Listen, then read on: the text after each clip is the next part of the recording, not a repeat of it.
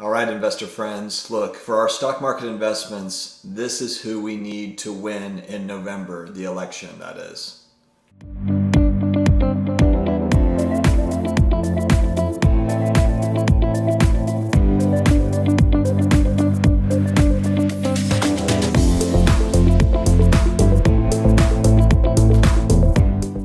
Hello, investor friends. Thank you very much for joining me for another episode. If you are new to the channel, please subscribe. We come out with daily videos on all things investing, personal finance, collectibles, etc. All of it wrapped into a present with a bow on it or something like that.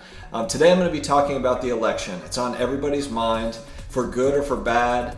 It's something that, we're all thinking about. And as far as our investments go, our stock market investments, I've had a lot of people ask me, what are you doing right now? Are you, looking to sell? Are you looking to buy? And I'm kind of just sitting on my hands right now and just kind of waiting. I'm waiting to see what happens, but just did some research. I've been looking at some of the data, and I do have some good news. And the good news, in a sense, is that regardless of who wins in November, based on historical data going back to 1900, the stock market has not really been in favor or decline, depending on if it's a Republican that wins or a Democrat that wins office. So it's not as if one candidate wins or the other candidate wins that it's going to have a major impact on the market. Now, there could be other factors that affect the market, but who is elected is not going to have a major impact if we're comparing to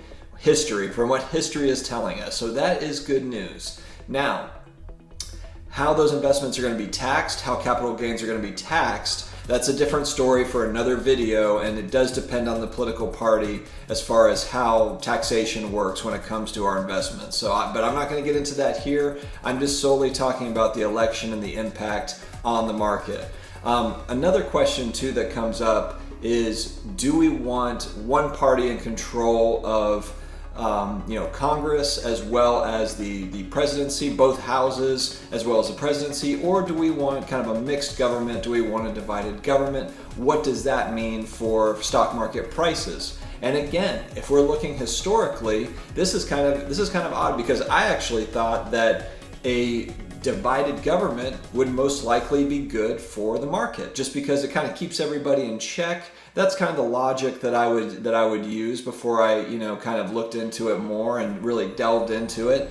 But the reality is that the market has actually done better the 2 years after the election, and in many cases, if a party has control of both houses and also the presidency, the market has actually done has done quite a bit better, more than 16% as far as gains go, and for a divided government, less than 6% gains. So we are talking about gains on average, but a drastically different set of gains there that we're looking at. So very, very interesting. And also another thing that I wanted to hit on too is that the presidency, if you look at the stock market, and this is just one data point, this is just one factor, but it's an interesting one.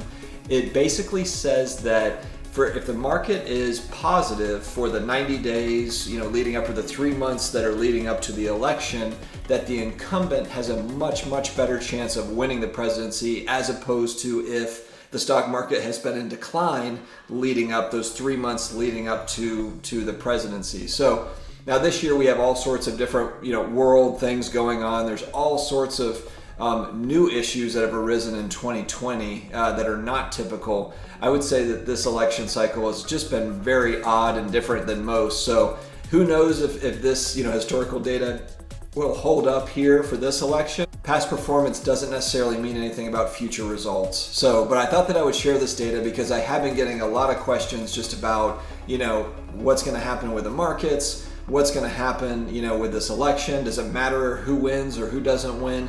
And of course, it depends on a lot of factors, but I thought this data would kind of help a little bit. And the main takeaway is just that it doesn't matter who wins the White House, whether it be Republican or Democrats. It's not as if, the sky is going to fall.